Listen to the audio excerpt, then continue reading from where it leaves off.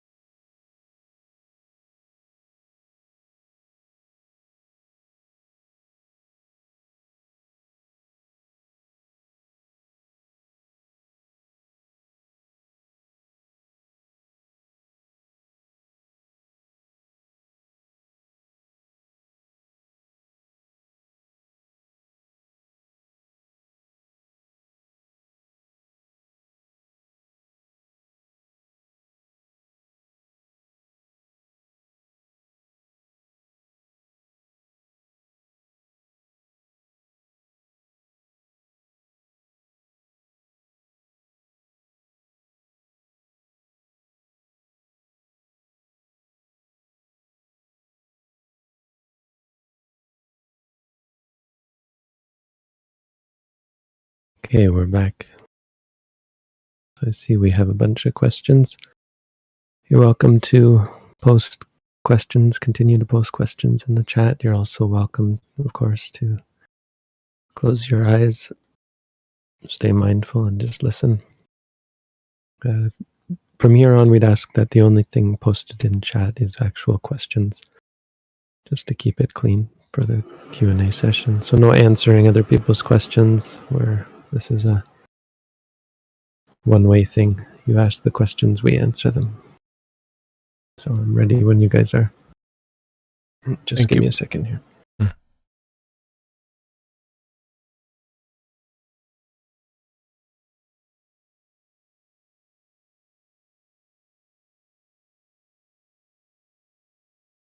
Okay, now I'm really ready. Thank you, Bhante. We have got questions. How can I be more patient with my thoughts? I usually tend to catch a thought and daydream everything the thought leads me to.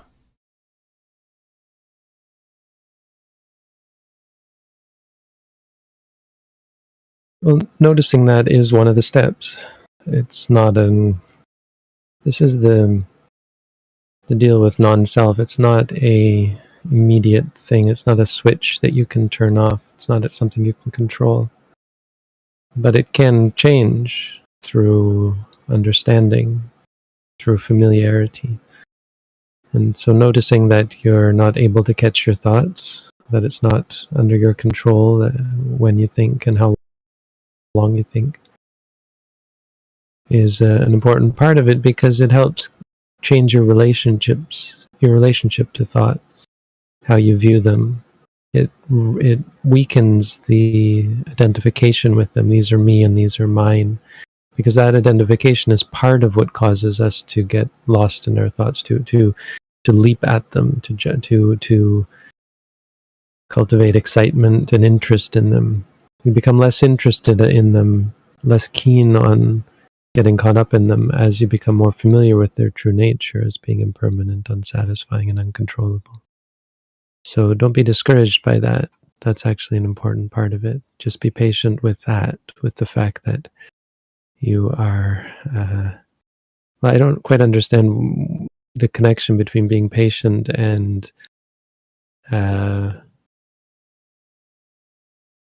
getting caught up in them. It's not patience that's lacking so much as familiarity. So once you catch yourself afterwards, you can note that as thinking or distracted, even if it's after the thought is finished. Just note it as a means of keeping yourself objective and acknowledging the understanding that you've gained about the nature of thoughts. And over time, you'll be able to catch them quicker. Sometimes you'll catch them in the middle. Sometimes you'll even catch thoughts at the beginning when they first begin. And all of that aids and increases your familiarity with the thoughts.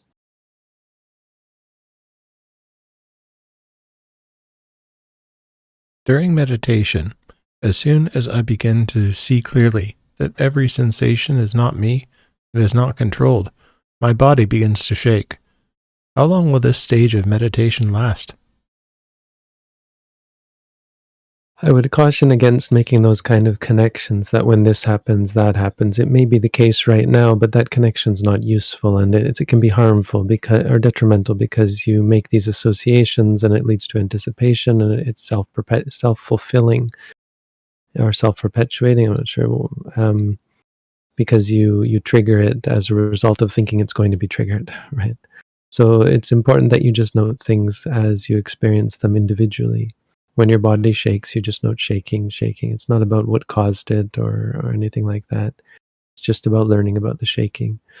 All we're trying to do is change our reactions to things, not the things themselves. We're not really interested in the way things arise and what causes what and so on. We're only interested in the important causality, and that's ethical causality. How we get upset about things, how we cling to things, how we react to things. We want to change that, and we want to have a better relationship with reality. So that's not a stage of meditation, that's just an experience. Body shaking, it's impermanent suffering and non-self. It's not you, not yours, not under your control. Just something that arises and ceases. So just note it as such, shaking, or feeling, either one. I can be quite mindful in the short term, but after several hours, the defilements and hindrances start demoralizing me and I lose my motivation. Is there a practical way to overcome despair?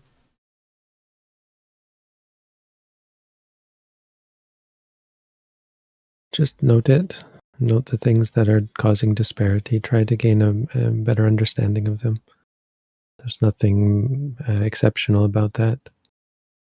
Demoralization is actually just a hindrance. It's not the hindrances that are demoralizing. It's just one more hindrance. It can be doubt if you're doubting yourself. It can be sadness or disliking or frustration, all of which are interrelated. Just note whichever one it is. You don't need motivation. Don't worry about that. Motivation's a bit misleading. What you need is to get rid of the disliking, the aversion towards things like meditation, the aversion towards being mindful, which is silly, of course, because mindfulness is so valuable and so beneficial. So just cultivate mindfulness because of how beneficial it is, not because of how motivated you are.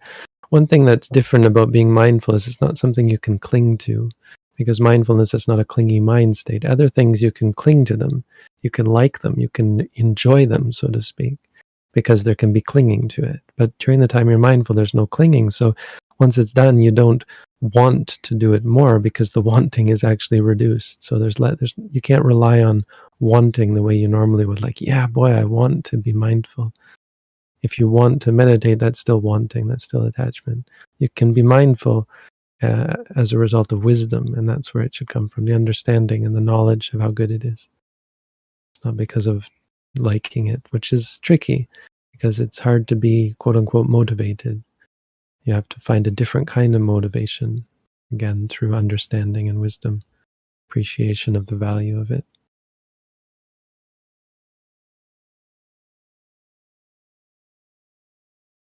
Since stopping the at-home course around a year ago, I struggle so much with practicing consistently. I am either all in and practice over an hour per day, or hardly at all. Sometimes a week or two goes by without meditation. How can I break this habit of going to extremes? I approach most things in my life this way and cannot seem to find balance. Yeah, trying to break habits is, again, one of these wrong approaches to habits or to problems. You can't break a habit. A habit is something that grows over time, and so it has to change over time. Mindfulness is a new habit, and it usually attenuates and eradicates eventually all bad habits. But it takes time. And so you realizing that you approach life in this way generally is a part of the learning process, a part of the growing process. It's just going to take time. You'll get better at it over time. You have to be patient and persistent and refine your practice. So when you're frustrated or depressed by the fact, when you dislike the fact that that's how you approach things in life, when you dislike these habits and you want to get rid of them, you have to note all of that. It's not really just about doing the same thing over and over again for years. You have to adapt. You have to grow. So the practice that you use in the beginning, when you first undertake, say, the at-home course, the technique it never changes, but your application of it has to grow, has to be refined. You have to get better and more precise, more proficient at actually being mindful, at recognizing things, because we miss things, and we neglect to apply mindfulness in so many parts of our life, and learning how to do that just takes time and persistence. There's no mystery and there's no quick fix. You have to be prepared to do the work over time. There's no breaking habits. There's only growth.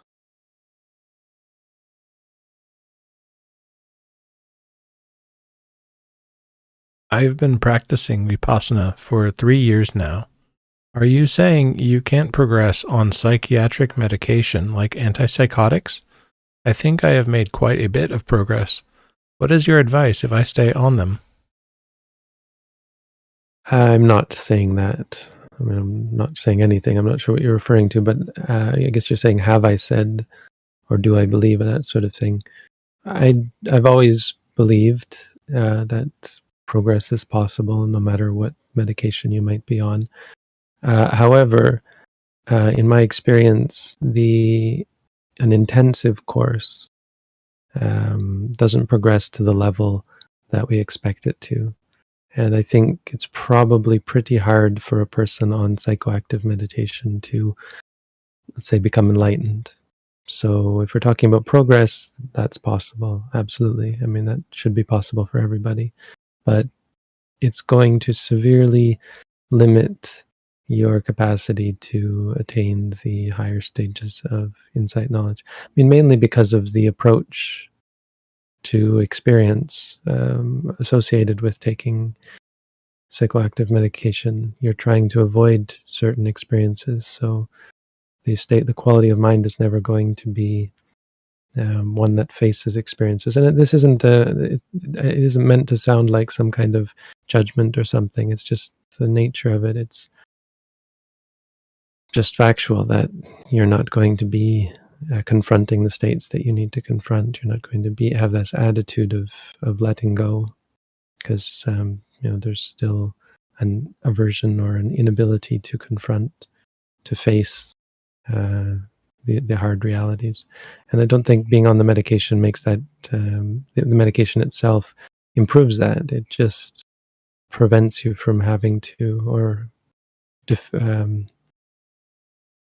prevents you from having to face certain experiences. I mean, I've had people on medication. We had one person even lie about taking it and came to do the course, and halfway through we agreed that he wasn't getting anywhere, and he admitted that he had lied and he was actually on psychoactive medication, and he left. But it was clear throughout the time that he was there that he wasn't getting the same results that we would expect of anyone else. Sorry to say. Can you go into a bit of detail about substitution of opposites, tadanga-pahana, or give an example, please? Well, mindfulness is, in a sense, a substitution of opposites. I mean, the classic examples are metta for anger, right? Or mindfulness of the loathsomeness of the body, or mindfulness of the parts of the body to free yourself from raga or lobha, basically, but specifically raga about the body. But mindfulness is, in a sense, substitution of opposites, because you're substituting delusion with wisdom, with clarity. When you say to yourself, rising and falling, there's a clarity of mind. There's a wisdom, in a sense. Panya, knowledge, thorough or strong or so on. There's a clear knowledge of the experience as it is. Seeing is just seeing, hearing is just hearing, and so on. But I mean, I'm not, that's just theory. The words like tadanga-pahana. It's an interesting idea that you're suppressing the defilements by opposites. It's one way of describing how meditation works.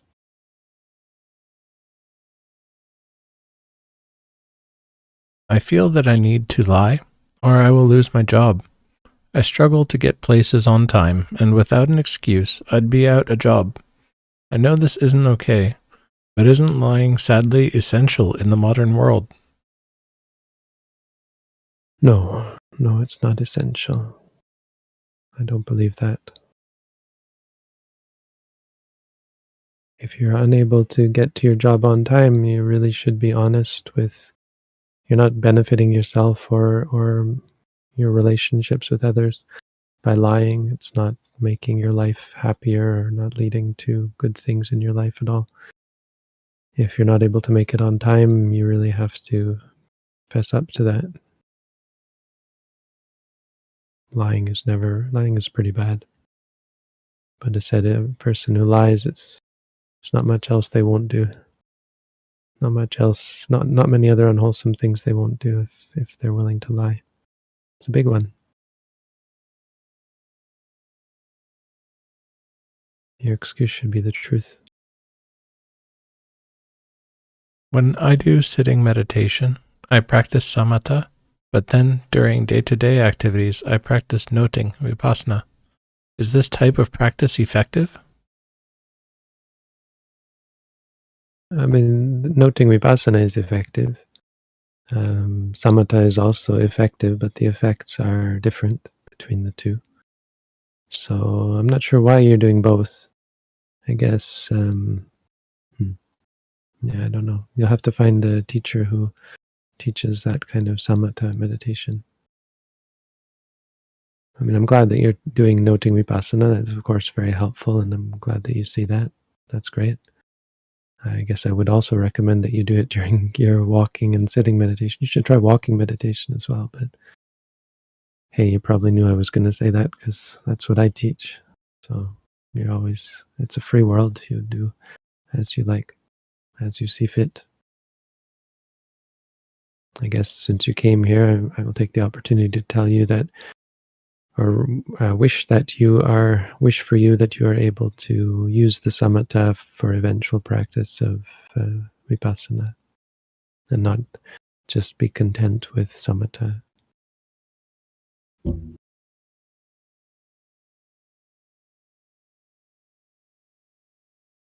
Can mindfulness aid in getting worldly things that might arise out of greed, lust, or anger?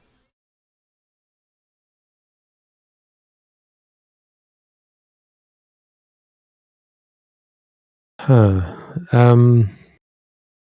Yeah. I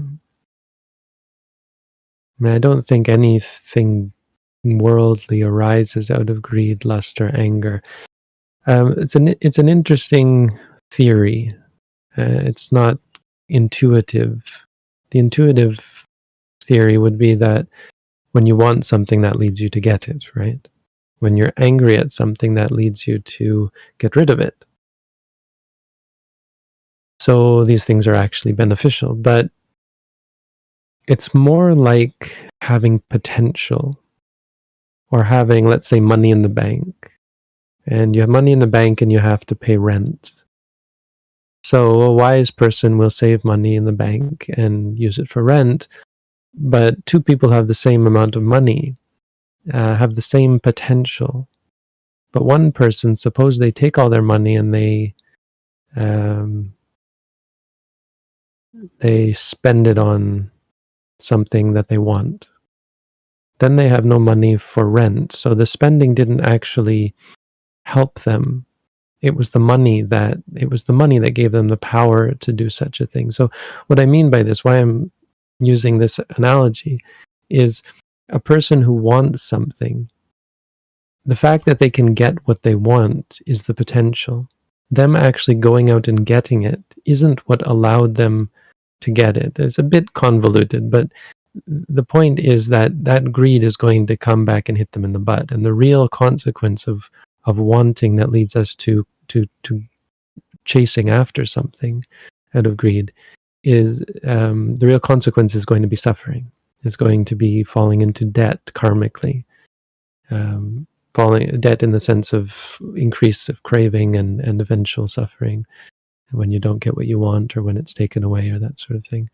So it's like going into debt. Greed, anger, in a sense, the defilements are kinds of debt. And if you have goodness saved up, the goodness can protect you from the debt. It's like the money in the bank account. So if you have money in your bank account, you can be greedy. But it's the money that allows you to get the things you want, not the greed, not the going out and getting it. So humans are like that. We have lots of potential for so much sensual pleasure. We have lots of potential for power, anger, for hurting others. We are very powerful beings. We can kill all sorts of, even elephants or whales we can kill. We have this potential. And so it seems like these things are therefore useful tools in getting what we want. But it's the potential And we waste that potential when we give rise to greed, anger, and delusion. We use up the money in our bank account there. We lose up our savings, karmic savings. So how that answers your question is that things like mindfulness cultivate goodness. So even though you don't want good things start to come to you more and more. As you're mindful, you gain good friends, you gain respect from other people, you gain credibility, you gain confidence, you gain a lot of good qualities, intellect even. Lots of good things can come from being mindful. And all of these things allow you to have so much power, even to be born in higher realms than human, to the point where you can theoretically get whatever you want. I mean, the sort of catch is that you no longer want it as much. But the point of that is that wanting doesn't actually lead to getting. It's the ability, the position, the status that leads to the ability to get things. And so it's kind of like when you're mindful, you're filling up your cup and you're never drinking from the cup. But when your cup is full, and as it gets more full, it sloshes over. And so good things come to you. They just don't come all at once like they would if you just went out and grabbed at everything you want. So mindfulness is the better choice, but you have to appreciate that it's going to be different from immediate, what's this, instant gratification. You're not going to get instant gratification with mindfulness. It can be actually quite stressful in the beginning as you go through withdrawal from that instant gratification. But the goodness is always this always sloshing over of the cup. It comes to you in fits and starts. It comes to you in random ways as your life becomes more peaceful, more pleasant, more happy.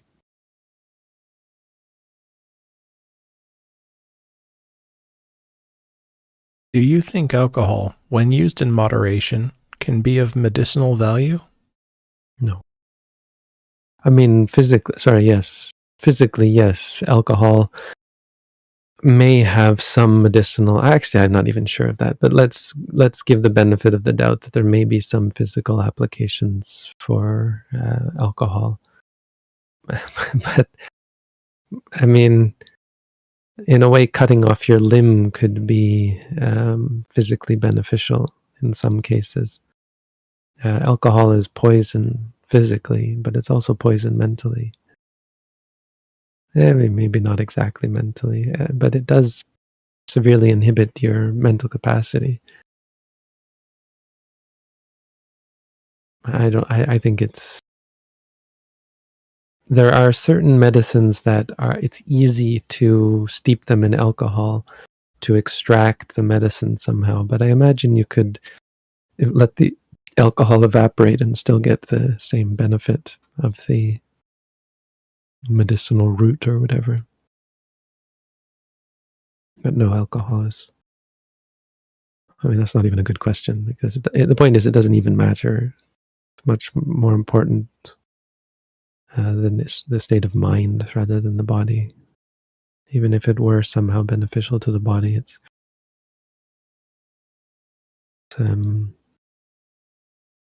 not a meaningful statement. It's not a meaningful fact for a Buddhist.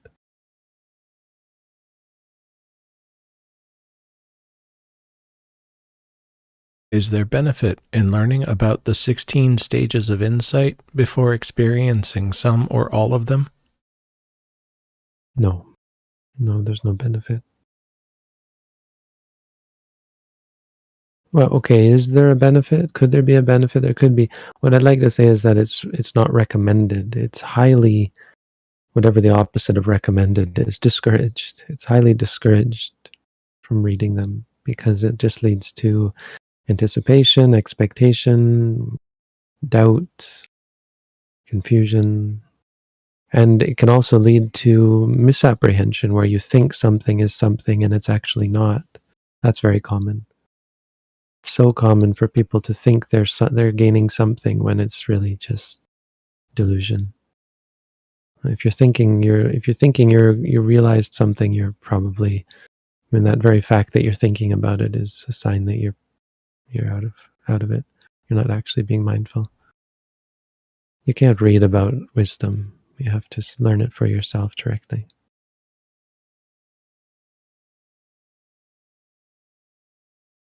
Regarding livelihood, I've had this idea in my head that there would be too much trying to control other people in managerial positions. Is there merit to this idea? I guess maybe it could vary.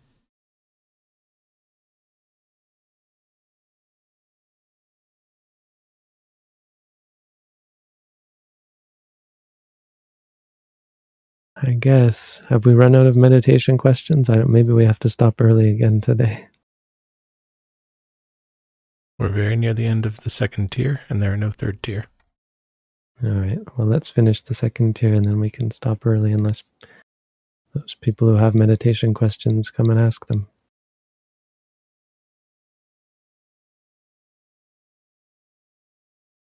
Yeah, no, this one, I mean, I guess it could vary. It's just a worldly thing.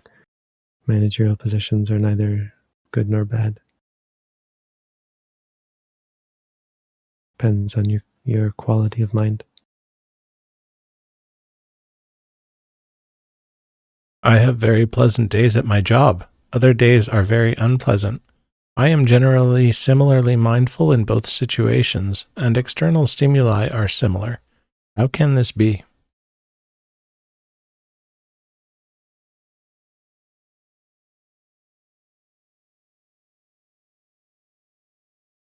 Well, this is the simple nature of impermanence. Seeing that is a good thing. It's good that you're seeing that. There's just too many variables. The things that you think are constant are not even real. Like your job is not real.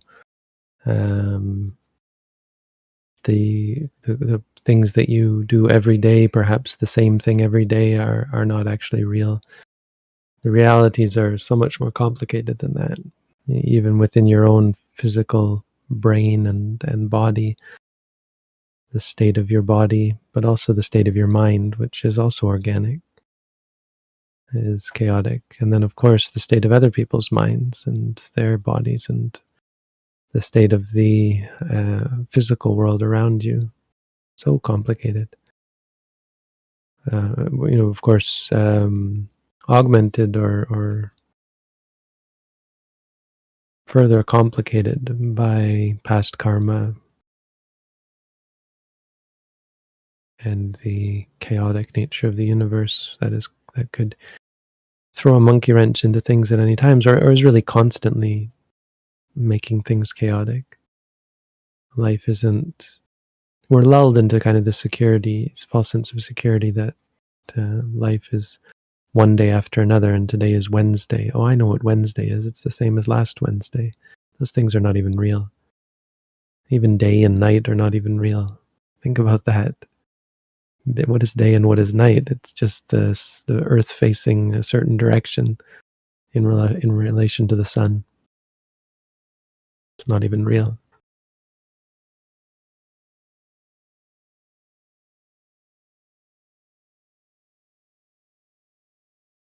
To what extent can one be said to be meditating? Is general mindfulness sufficient to be called meditation?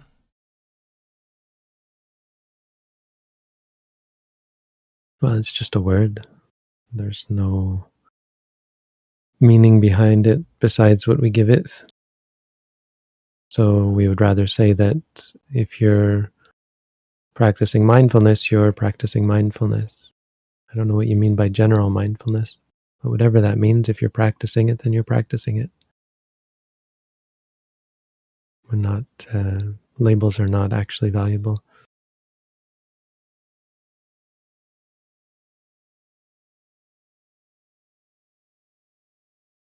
I am rather stingy.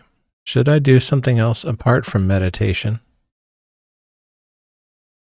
Yeah, it's a good example of how charity can be quite helpful. Someone who is stingy might find themselves benefiting from acts of charity, find a noble cause, a cause that you agree with, and support it. Not just supporting a cause, actually just renouncing things. So it's not even just giving things to other people, but giving up things, throwing out things, looking at the things that you cling to and letting go of them. That often comes sort of hand in hand with mindfulness. As you practice mindfulness, you find it easier. You recognize these unwholesome qualities, and you recognize these harmful attachments we have, and so you discard them.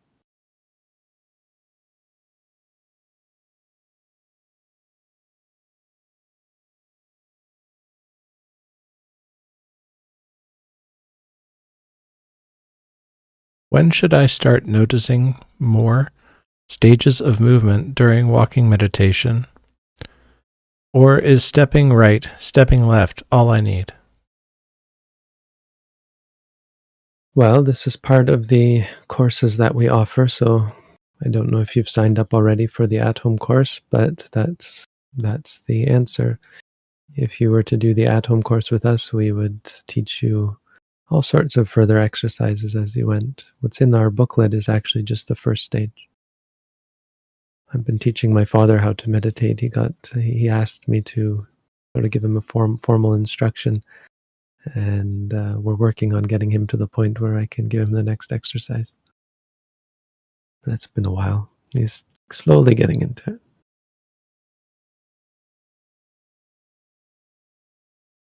Is tranquil abiding Samadhi? Well, those are just words, but that's not any translation that I would recognize of samadhi. Samadhi means concentration or focus. The word itself is related, I think, to the English word same.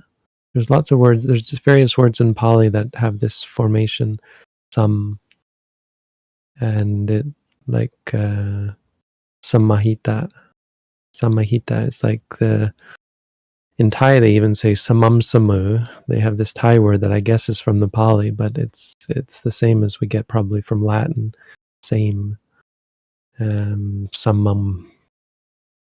Samam is something else, but samahita and, well, samadhi.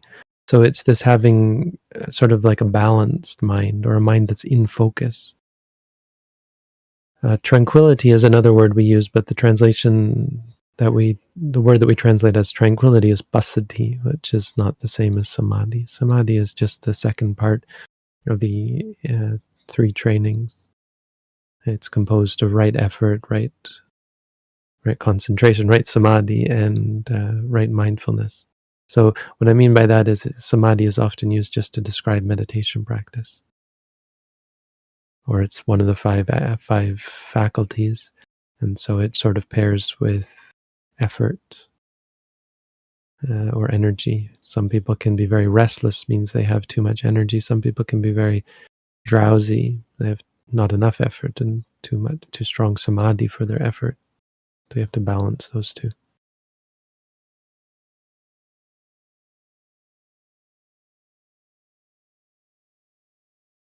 How much practice does it take for an average layperson to be a stream enterer?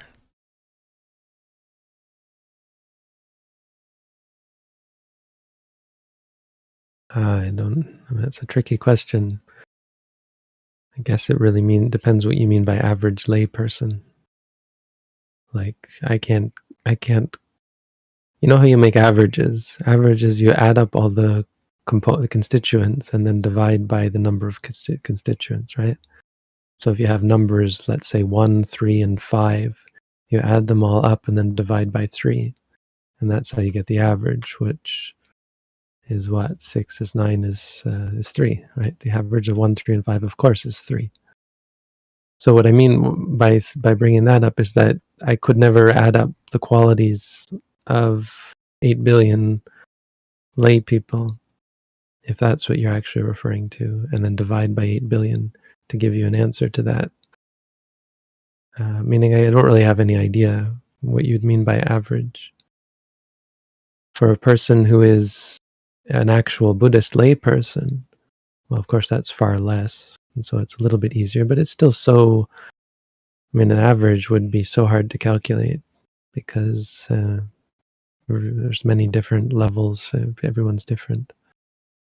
And it's complicated. It's not just a number variable. It's lots of variables that come together that allow people to become enlightened or not become enlightened. So the short answer is, well, everybody's different. There really is no answer to that question.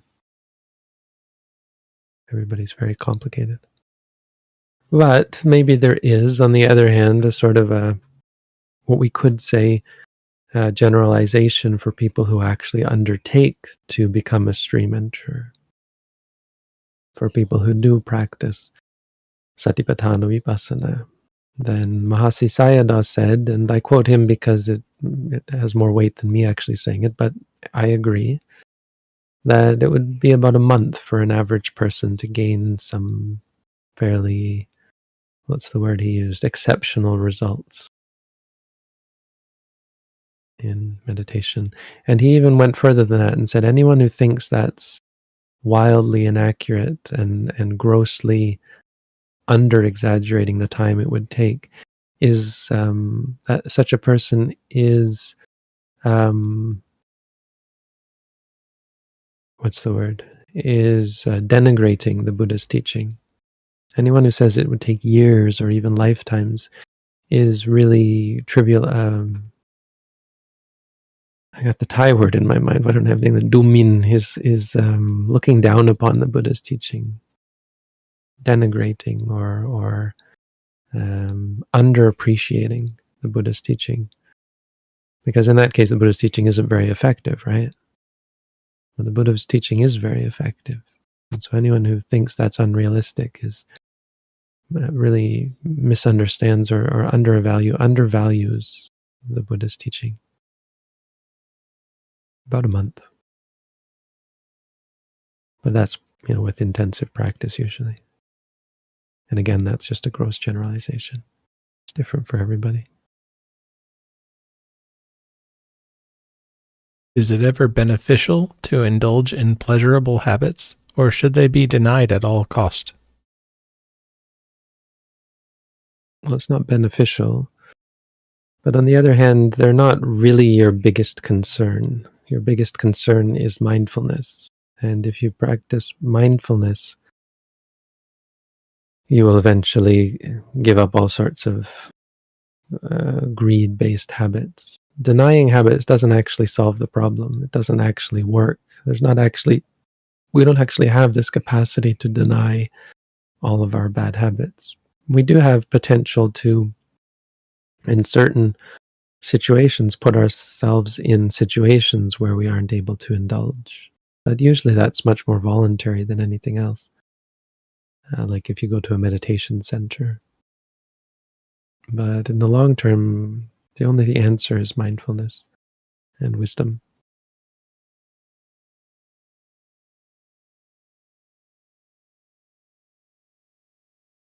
Do you have any advice on using meditation to get off intoxicants? I don't really have the ability to get into rehab, and it's not a dangerous withdrawal from the vice I have.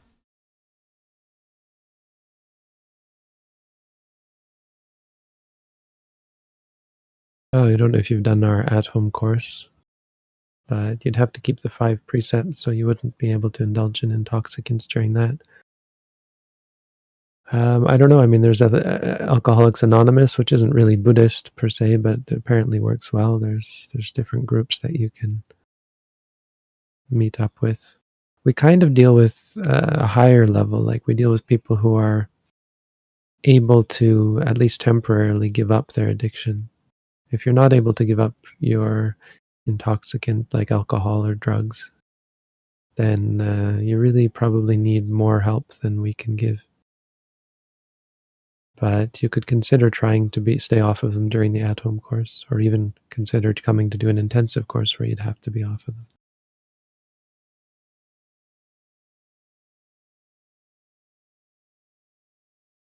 Is regarding things we perceive as unreal useful when in our experience they are real enough, that we have to contend with them as we perceive them?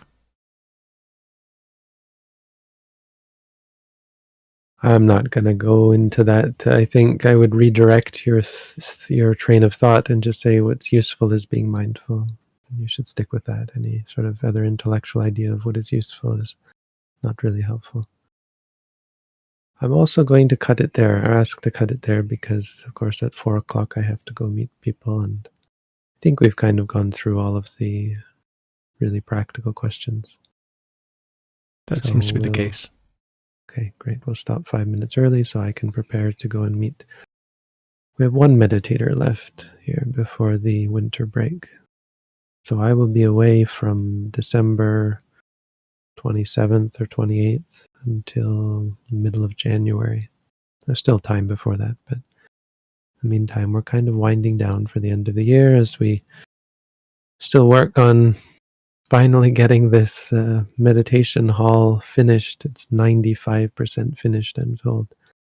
And then we had a wrinkle where all the workers walked off the job, and so we're delayed a couple more days. But Monday, I'm reassured that it's going to be finished, and then we can post all sorts of pictures and prepare for a grand opening where we are able to use this. It will not just be a meditation hall, but it'll also have a room for reporting, and it'll have a room for me to live. So we'll have a dedicated reporting room and a dedicated meditation hall that's warm and quiet. And we even have people offering, monks even offering Buddha images. We have a Buddha image in Montreal that has been offered. We even had one from British Columbia that was offered, but is apparently too big for our space. So, and we also apparently have one Cambodian monk, friend of mine, has apparently offered to arrange for a very, very old Buddha from Saranat to be carved and sent to us. But I don't have confirmation of that. I'm just told that that's apparently something that he's taken up as a project. So lots of good things happening. And please, if anyone's interested, consider signing up for the at-home course or coming to do a course here in the new year. I'll be back on January 13th or so. And we've already got great facilities, but we'll have even better facilities in the new year. So thank you all for your questions, and please do come back if you have more. I wish you all the best. And thank you for all the people helping. Chris, Jim, Edit. Sadhu.